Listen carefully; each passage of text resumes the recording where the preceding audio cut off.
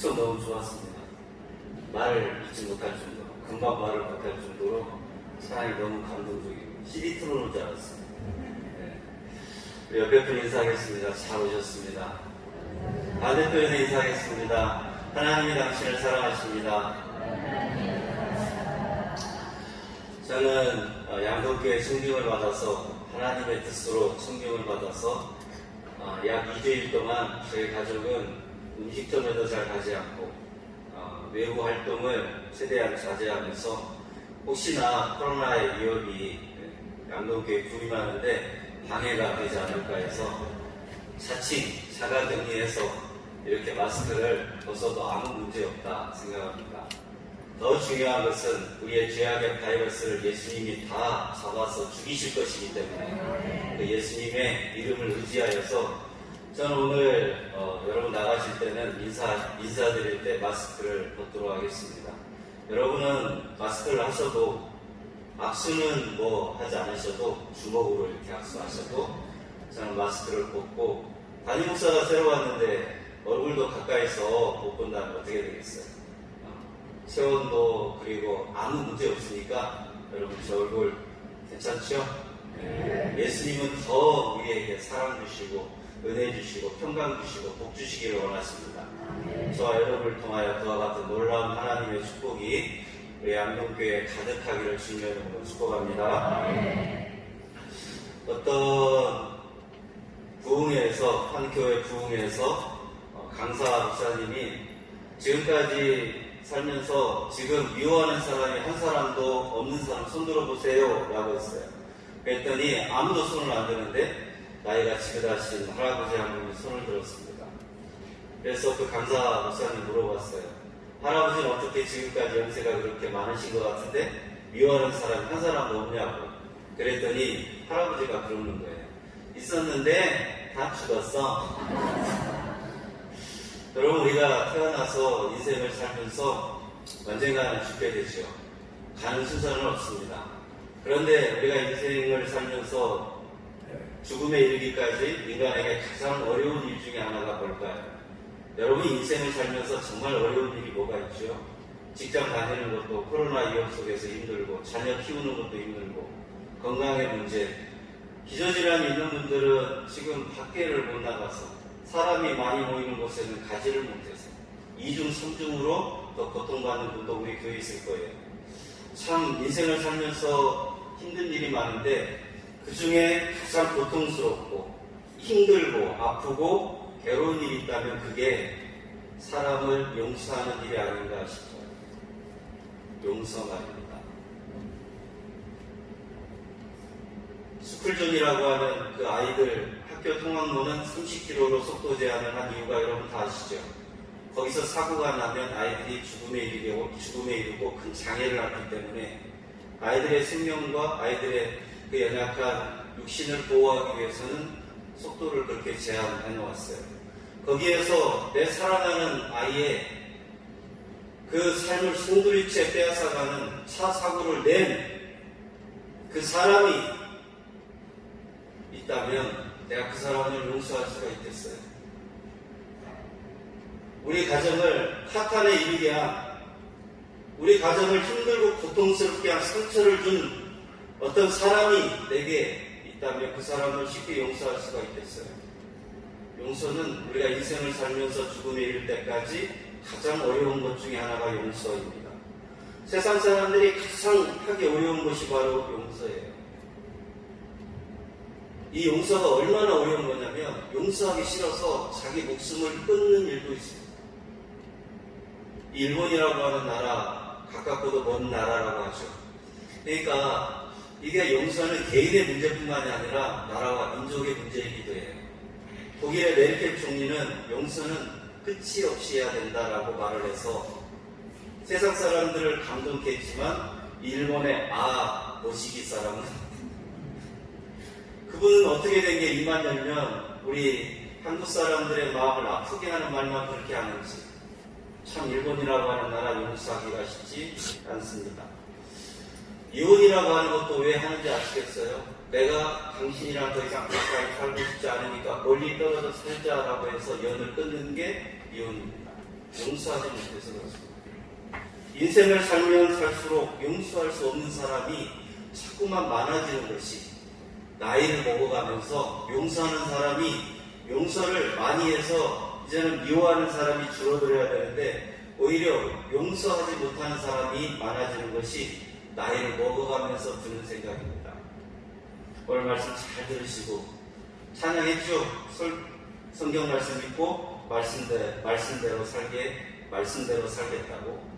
오늘 말씀 잘 들으시고 부임설교니까 특별히 여러분의 인생에 오랫동안 기억에 남아서 이 말씀이 우리 양동교회 앞으로의 가장 큰 신앙의 어떤 근본적인 하나의 좋은 모범을 이루어가는 말씀이 되기를 주님의 이름으로 축복합니다. 용서의 재단으로 오신 예수님을 오늘 우리가 만날 거예요. 용서의 재단으로 오신 예수님을 우리가 만나고 우리도 용서의 재단으로 살고 용서의 사람으로 살자는 거죠.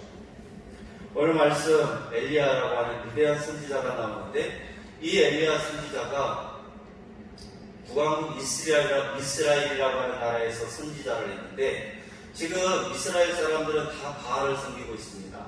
하나님을 섬기는 게 아니에요. 바알을 섬기는 바알의 선지자 450명과 기도 대결을 갈멜산에서 벌이고 있습니다. 1대 450입니다. 그 1대 450으로 무슨 얘기를 했냐? 먼저 불을 내리는 신을 참신이라고 하자 그랬어요. 그래서 바알이 불을 내리면 바알이 여호와 하나님이고 여호와 하나님께서 불을 내리면 여호와가 하나님이라고 하자 해서 불을 내리는 신을 참신이라고 하는 기도 대결을 벌이는데 먼저 바알의 선지자들 450명이 막 기도를 하는 거예요. 아침부터 저녁까지. 그런데 불이 내려요? 안 내려요? 안 내려요. 저녁까지 아무리 기도해도 불이 안 내려요. 그러니까 바알의 선지자 450명이 자신들의 몸을 막 상하게 하는 거예요. 칼과 창으로 몸을 상하게 해서 피를 흘려가면서 불이 내리기를 간절히 원했지만 불은 내리지 않고 그 다음에 누가 그 제단에 올라갔냐면 엘리야가 올라가서 이제 혼자 제단으로 올라가서 여호와 하나님 앞에 불을 내려달라고 기도하기 전에 이렇게 이스라엘 백성들에게 이렇게 말합니다. 30절 말씀 성경을 보고 읽으셔야 됩니다. 성경을 보고 다같이 30절 다시 한번 읽겠습니다. 시작. 엘리야가 모든 백성을 향하여 이르되 내게로 가까이 오라. 백성이 다 그에게 가까이 가매 그가 무너진 여호와의 제단을 불을 내려달라고 가까이 오라고 하기 전에 어떻게 해요? 가까이 오라고 말합니다. 하나님에게서 멀어진 이스라엘 백성들입니다. 바알을 섬기고요. 바알의 제단을 섬기고 하나님을 섬기지 않고 하나님을 배신하고 하나님을 멀리 떠나버린 이스라엘 백성들에게 가까이 오라고 말합니다. 하나님을 배신했습니다. 하나님을 등졌습니다. 하나님을 무시했습니다. 하나님의 제단을 짓밟았습니다. 그런 이스라엘 백성들이 하나님을 버리고 하나님을 떠나고 하나님을 등진 그 이스라엘 백성들이 하나님으로부터 멀어져 버린 이스라엘 백성들은 당연히 벌을 받아야 되고 징계를 받아야 되고 하나님으로부터 심판을 받아야 되는데 오히려 엘리야 선지자는 이스라엘 백성에게 가까이 오라고 말합니다. 이스라엘 백성들은 여호와를 떠나서 제단을 무너뜨린 장군인들이에요. 이스라엘 백성들이 하나님의 제단을 무너뜨린 그런 장군인들이기 때문에 하나님의 제단에 가까이 해서는 안 돼요. 여호와 하나님은 거룩하시다. 죄가 없습니다. 그럼 죄가 많고 허물이 많고 여호와 하나님으로부터 큰 죄악 가운데 있는 이스라엘 백성들은 여호와의 제단, 하나님께 가까이 나올 수가 없어요. 그런데 왜 엘리야는 이스라엘 백성들에게 여호와의 제단에 가까이 나오라고 하는 것일까요? 하나님께서 이스라엘 민족을 430년 동안 종살이할 때 출애굽에서 광야 40년을 거쳐서 가나안 땅을 거쳐서 가나안 땅에 이르게 되었을 때 하나님께서는 그들의 모든 먹을 것과 입을 것, 그들의 삶 전부를 다 책임져 주셨습니다. 그리고 가나안 땅에 정착해서는 때마다 철마다 비를 내려주시고 햇빛을 내려주셔서 거기서 농사를 지어서 잘 먹고 잘 살 수 있도록 해주었는데 그 모든 공을 다 누구에게 돌렸느냐? 바알에게 돌립니다. 그 모든 축복을 주신 그 신이 여호와 하나님이신데 그 여호와 하나님이 아니라 바알이 이런 축복을 주었다고 이스라엘 민족은 바알을 숨기고 있는 거예요. 이런 완악하고 이런 배은망덕하고 이런 더럽고 추악한 죄악 가운데 있는 이스라엘 백성들은 하나님의 심판을 받아야 되지 여호와의 제단에 가까이 나올 수가 없는데 왜 엘리야는 이스라엘 백성들을 가까이 나오라고 하는 것일까요? 이 이스라엘이라고 하는 이름이 하나님이 함께 하신다 이런 뜻이잖아요. 그러니까 하나님이 함께 하신다는 그 이름을 야곱에게 주었고 야곱의 12지파 그래서 이스라엘 민족이 되었는데 그 이스라엘 민족이 자기 이름값 못하는 거예요. 자기 이름대로 살지 못하는 거예요. 자기 이름값도 못하고 오히려 그 이름대로 살지 않고 바알의 민족, 바알의 하수인으로 살아가는 이 이스라엘 민족이 어떻게 여호와의 제단에 가까이 올 수가 있겠어요? 그럴 수는 없어요. 엘리야는 왜 이스라엘 백성들을 여호와의 제단에 가까이 나오라고 해서 무너진 제단을 수축하는 것을 보라고 하는 것입니다.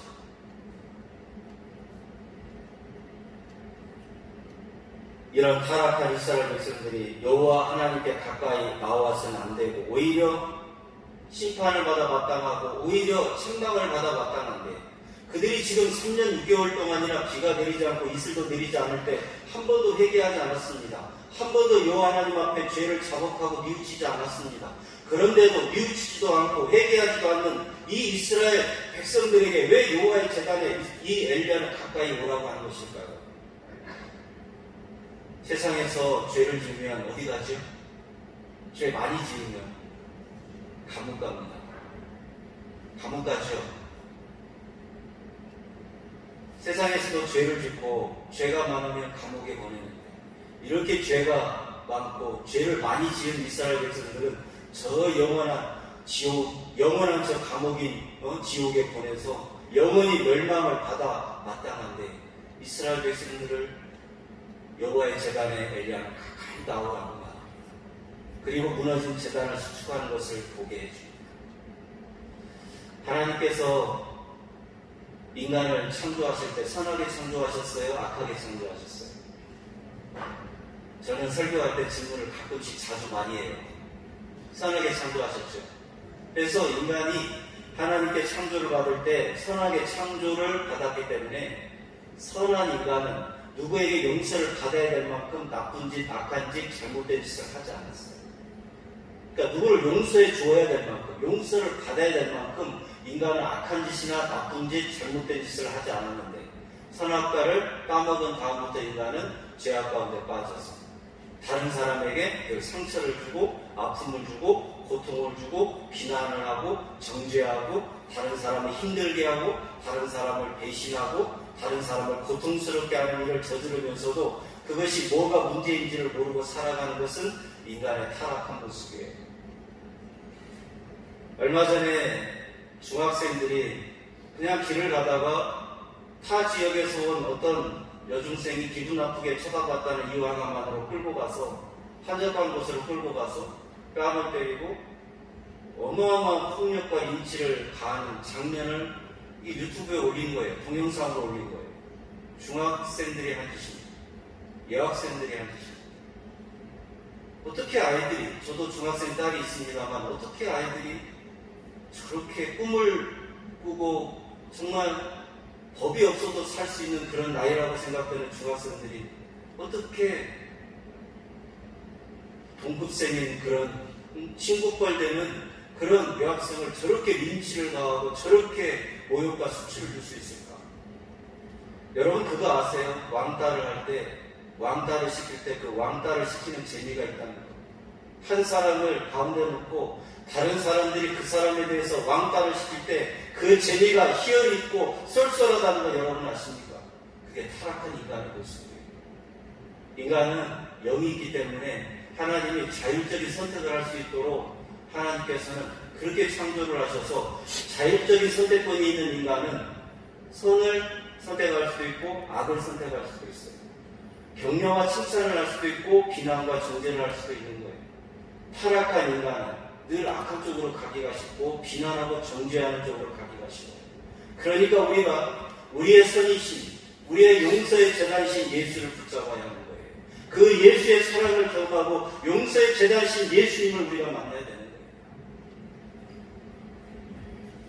세상에서 제일 무서운 게 뭐라고 말해요? 무섭다 해도 뭐가 제일 무섭다? 사람이 무섭다. 밤길에서 강아지 만나면 안 무서워요. 누구 만나면 무서워요?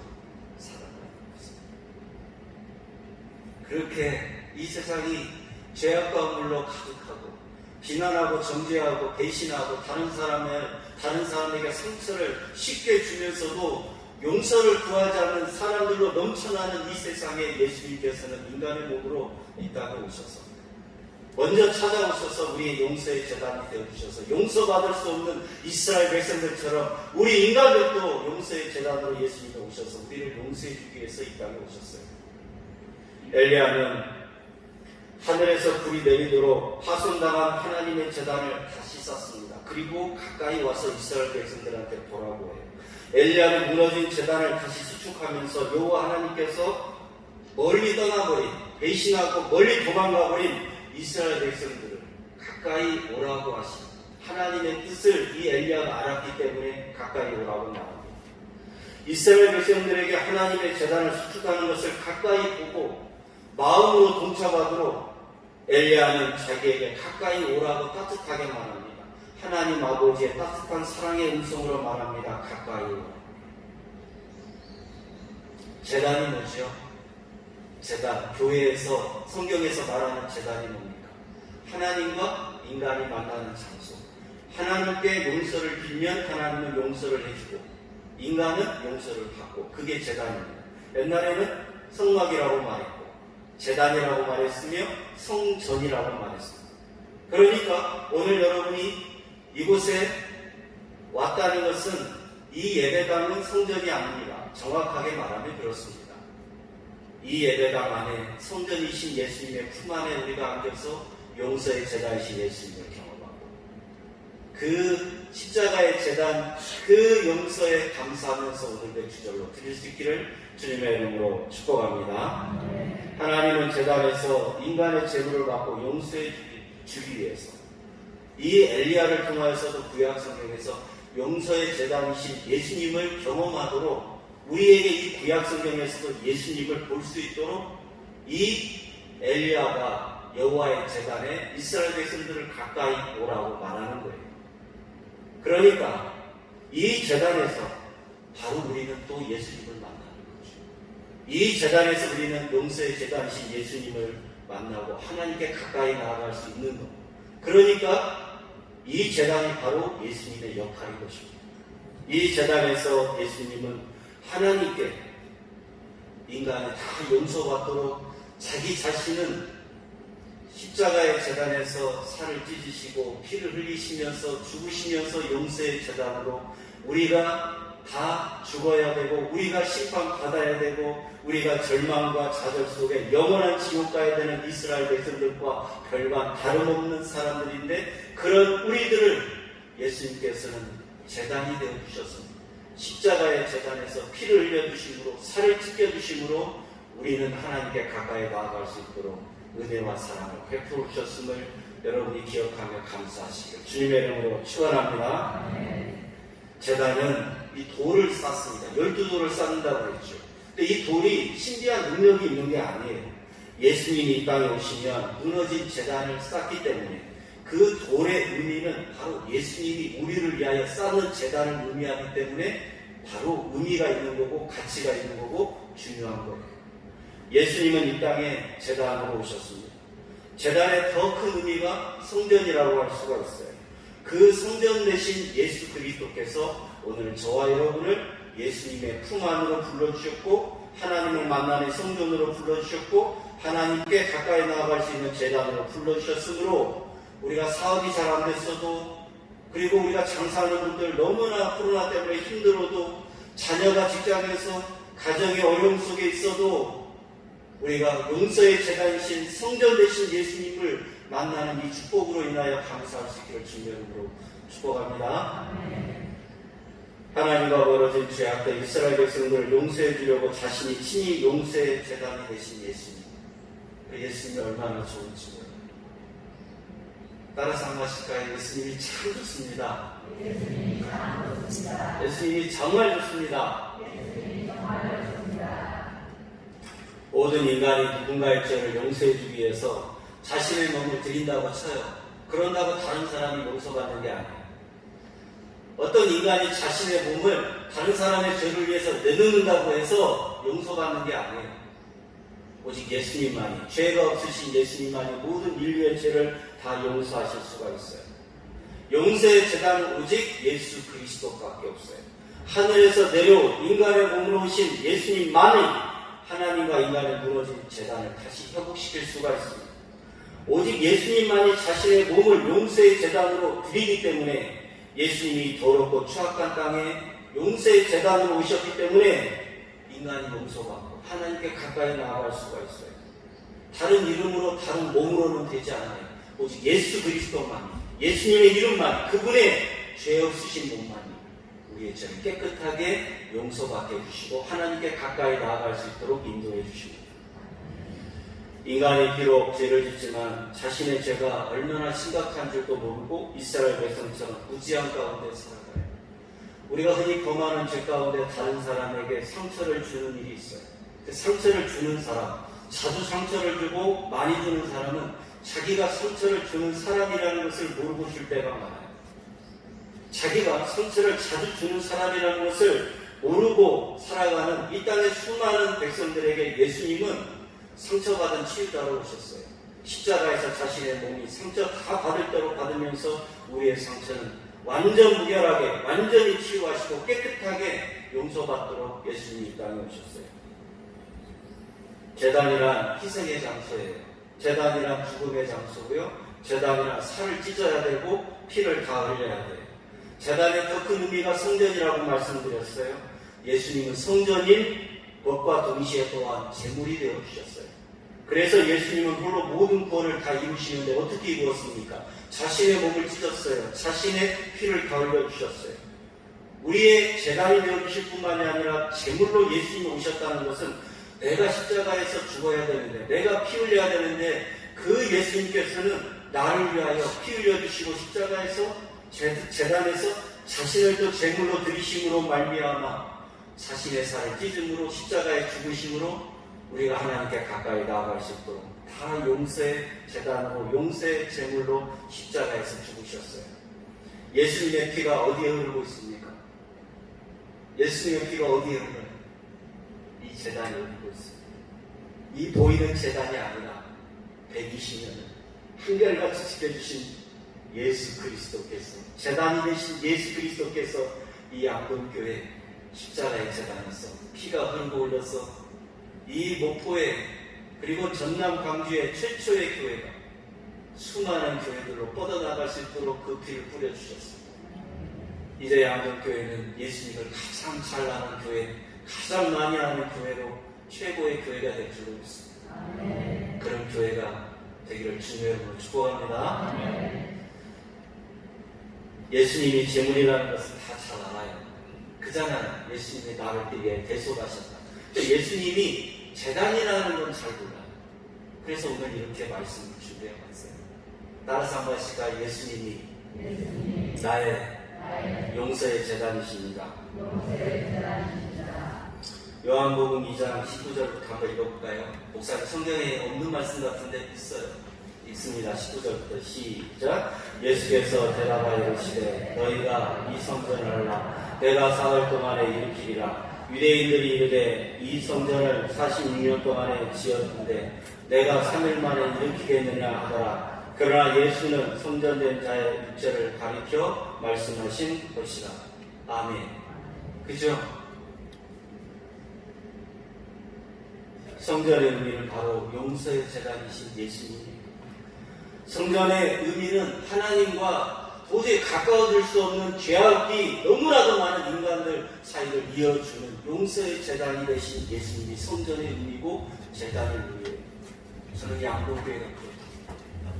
양동교회가 바로 그런 십자가의 제단이 되어서, 바로 양동교회가 그런 하나님의 거룩한 전이 되어서 이 지역을 살렸고 이 광주 전남을 살렸다고 저는 믿어요. 예수님 자신이 용서의 제단이 되어주시기 때문에 그 예수님을 많이 알면 우리도 바로 용서의 제단으로, 용서의 사람으로 다른 사람을 살리는 성도로 살아갈 수 있음을 믿습니다. 마태복음 23장. 그래서 예수님께서는 이 재물보다, 오늘 맥주감사절이니까 재물보다, 드리는 헌금보다, 금보다 더 중요한 게 제단이라고 말씀해요. 마태복음 23장부터 16절입니다. 제가 쭉 읽다가 중간에 성도들과 같이 읽겠습니다. 화 있을진저 눈먼 인도자여, 너희가 말하되 누구든지 성전으로 맹세하면 아무 일 없거니와 성전의 금으로 맹세하면 지킬 줄 아는도다.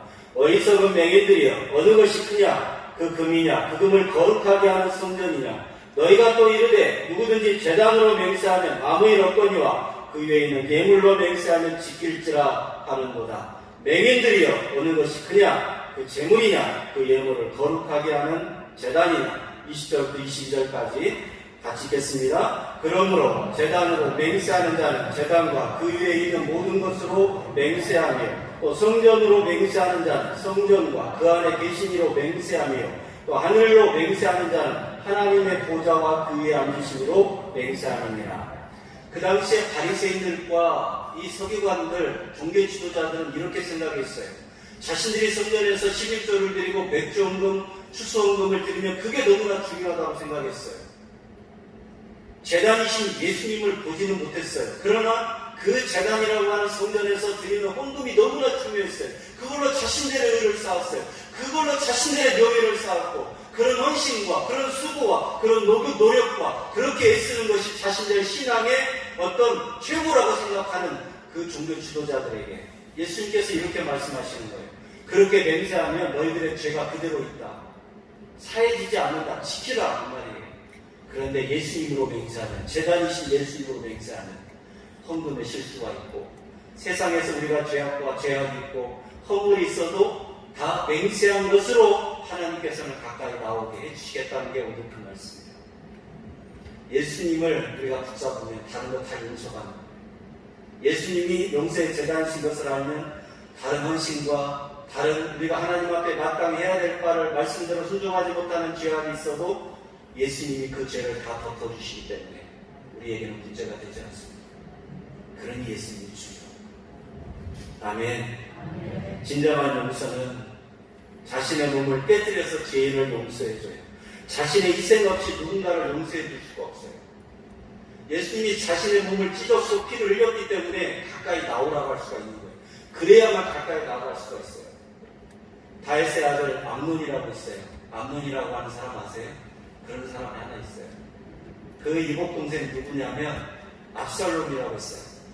그리고 그 동생이 또 다말이라고 하는 딸이 있어요. 여동생이 있어요. 근데 다말을 암논이 사랑해요. 이복 여동생이죠. 그래서 강간을 하게 되죠. 이 일로 인해서 압살롬이 암논을 죽이게 됩니다.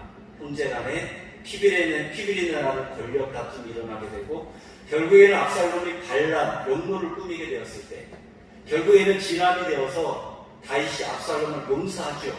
용서합니다. 결국에는. 근데 가까이 나오라고 하잖아요. 이게 인간의 용서. 우리가 아무리 다른 사람을 용서했다고 해도, 나 그 사람 용서했어, 나 용서했다는 게 해도 8년 만에 돌아가서 5분 만에 익숙지가 않네. 그러니까 이런 게 익숙하게 나와야 되는데, 인간의 용서는 그런 거예요. 한계가 있어요. 용서해도 가까이 나오라고 하잖아요. 안 막으래요. 용서를 해도 내 가족이 아니면 가까이 하지 않는 게 세상의 용서. 예수님의 용서는 자신을 주었기 때문에 가까이 나오라고 하시죠. 그러니까 우리도 그 예수님의 용서를 본받아야 됩니다. 엘리야가 하늘에서 불을 내리기 전에 용서의 제단을 쌓은 것은 이스라엘 백성들을 모든 죄악을 용서해 주기 위함이에요. 무너진 제단이 수축이 되면 그 제단에서 누가 내려와서? 하나님이 내려와서 예수님이 용서의 제단에 오셔서 이스라엘 백성들을 가까이 와도 죽이지 않는, 심판하지 않는, 너무나도 사랑해 주시는 은혜를 내려주신다. 이 말이에요. 그러니까 그 예수님을, 용서의 제단이신 예수님을 누가 지금 전하고 있어요? 쉽게 말하면 창조하신 예수님을 엘리야가 전하고 있어요. 그러니까 엘리야가 큰 선지자. 엘리야가 무슨 대단한 능력이 있어서 대단한 선지자다, 큰 선지자다 그렇게 말하기보다는 엘리야가 그 예수님이 용서의 제단으로 오신다는 것을 미리 수백 년 전에 구약에서도 예표하고 있고 이렇게 나타내고 있기 때문에 엘리야가 위대한 선지자로 변화산에서 예수님하고 대화를 하잖아요. 그래서 예수님을 만나는 거예요. 예수님을 드러내는 자는, 예수님을 표시하는 자는, 예수님을 상징하는 자는, 예수님을 나타내는 자는 다시 예수님을 만나요. 아멘? 어느 교회가 큰 교회입니까? 목포에서. 대답을 어떻게 해야 되는가? 큰 교회는 저쪽 하단 그쪽에 있는 것 같은데 오늘 여러분 바로 잡읍시다. 1000명, 2000명 모이는 교회가 큰 교회입니다. 숫자가 큰 교회. 그러나 예수를 모르면 작은 교회. 예수를 알면, 예수를 상징하는 성도들이 많으면, 예수를 나타내는 성도들이 많으면 큰 교회, 큰 성도. 122년 된 교회가 예수님을 잃어가면 작은 교회. 역사와 전통은 빛나지만 작은 교회. 122년 된 교회가 예수를 더 많이 알기를 원하고 하나님께 가까이 나아가기를 원하면 큰 교회. 큰 교회가 되기를 주님의 이름으로 축복합니다.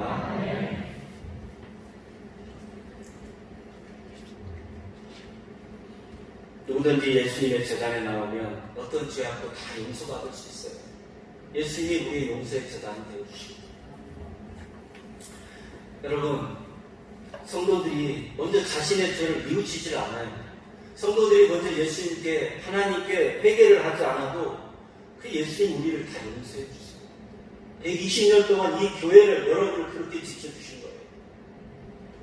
성도들이 인생을 살다 보면 여러 곳이 무너집니다. 건강도 무너지고, 마음도 무너지고, 관계도 무너지고, 물질도 무너지고, 자식도 무너지고, 무너지는 게 그냥 한두 군데가 아니에요. 코로나 때문에 직장, 사업도 여의치 않아서 무너지는 것들이 우리 교회 성도들 가운데도 분명히 있을 거예요.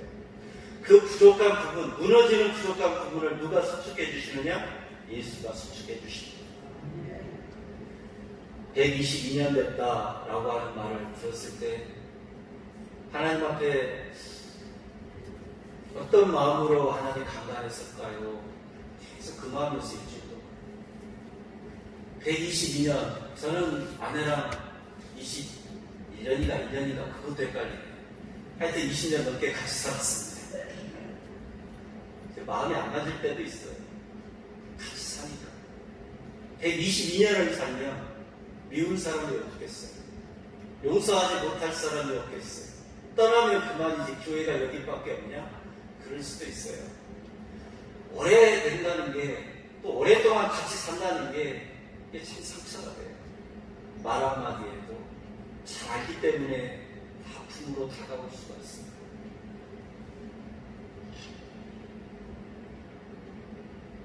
그래서 관계도 냉랭해지고 멀어져서 서서히 그냥 관계들이 서로 멀어져서 다시 더 가까워지지 않는 그런 성도들이 꼭 예배당 안에 서로 예배드릴 수 보게 됐습니다. 혹시나 해서 말씀드립니다. 양국교회 분화하기 전에 어떤 분들은 양국교회 사정에 대해서 뭔가 얘기해 주려고 한 적이 있어요. 저는 그 얘기를 막았습니다. 목사님, 제가 가서 직접 부딪혀 보겠습니다. 꼭 좋지 않은 얘기는 듣지 않겠습니다. 부임하는 목사가 그게 맞다고 생각했습니다. 아는 것이 병이 될 때가 있기 때문에. 저는 여러분의 모든 것들을 다 주님을 아시지만 저는 모르고 시작합니다. 주님이 아시기 때문에 그때그때 성령께서 인도해 주실 줄로 믿습니다. 예수님은 용서의 제단이 되어서 하나님께 가까이 나아갈 수 없는 우리들을 오늘 가까이 나아가게 해주세요. 오늘 결단하셔야 돼요. 내가 예수님께 가까이 나아가고, 그리고 성도들 간에도 서먹하고 냉랭하고 멀어진 관계들을 오늘 다 끝내고 돌아가세요. 아멘. 자신의 죄와 잘못에 대해서 용서를 구할 수 있는 성도들, 그러면 하나님께 더 가까워지는 거예요. 왜냐하면 내가 다른 사람에게 사과를 하고 미안하다고 말하면 이미 그분은 용서의 제단이 예수가 들어와 있는 거니까. 근데 그것을 못하면 예수님의 재단이신 예수님하고 내 신앙이 멀어져 있다는 증거가 됩니다. 용서하지 않으면 부부도 남보다 더 못해. 용서하지 않으면 자식도 나눈 것을, 이 땅에 내가 낳은 것을 후회하며 살아가게 돼요. 용서하지 않으면 이 세상 불면증, 이 세상 수면장애, 이 세상 소화불량, 이것밖에 우리가 가지고 살아갈 수밖에 없어요. 용서하면 오늘 두 다리 쫙 뻗고 주무시게 될 거예요. 이 교회 안에서뿐만이 아니라 세상에서도 마찬가지예요. 오늘 다 용서할 수 있기를 축복합니다. 따라서 하시죠. 교회에서 용서하는 자가 없으면, 설교 다 거의 맞춰가요. 크게 하시죠. 교회에서 용서하는 자가 없으면 정죄와 비난의 교회가 되고, 용서하는 자가 많으면 축복의 재단이 되고 축복의 교회가 된다. 가정과 교회는 용서가 많아야 가까워지는 거예요. 오늘 예배 마치면 교회에서 서로 만나는 분들이 사과를 하고 용서를 구하고 그랬으면 좋겠어요. 뭐 알고 그러는 거 아니라고 분명히 말씀드렸어요. 120년 되니까 그런 일들이, 묵은 감정들이 있을 수밖에 없다 생각해서, 그래서 오늘 사과하라고 사과를 선물로 드립니다.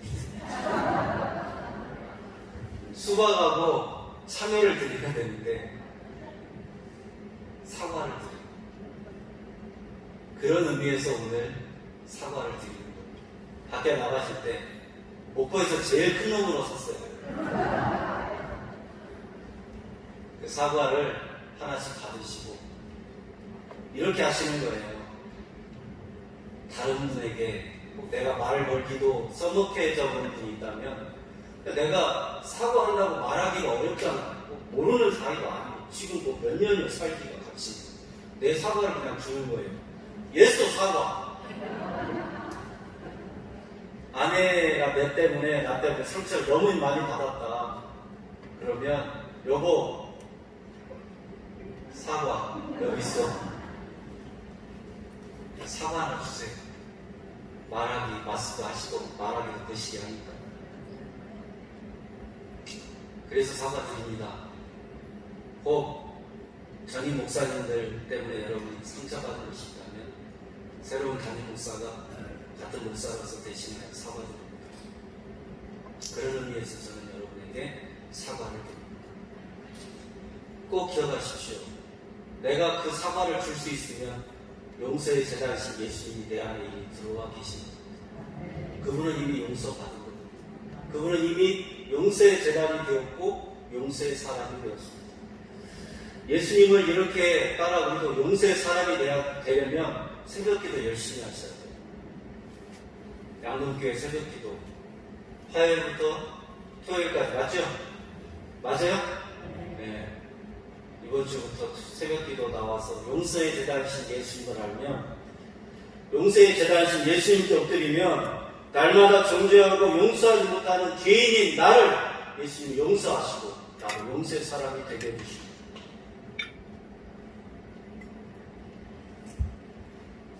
우리 양동교회가 용서하는 사람들이 많아졌습니다.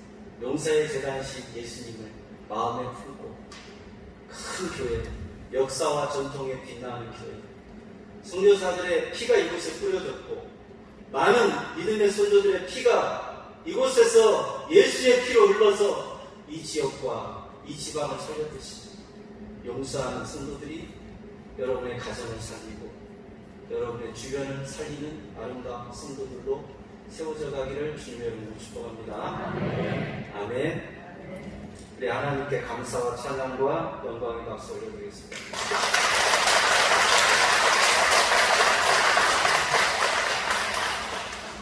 반주 가능하시면 반주 좀 부탁드려요. 침묵기도 잠깐 할까요? 자기를 한번 돌아봤으면 좋겠어요. 그럼 내가 나가면서 누구한테 내가 사과를 받을 텐데 그 사과를 누구한테 줄까? 아니면 누구랑 바꿀까? 사과를 바꿔도 되겠죠. 당신의 사과를 내가 받고 내 사과를 당신에게 주고, 내가 우리 한국교회에서 눈이 마주쳐도 반갑게 예전처럼 인사를 안 받아주는 분이 있다면 그분이겠구나. 내가 우리 그분을 꼭 만나야 되겠다. 그분에게 내 사과를 드려야 되겠다. 네, 잠시 동안 기도합시다.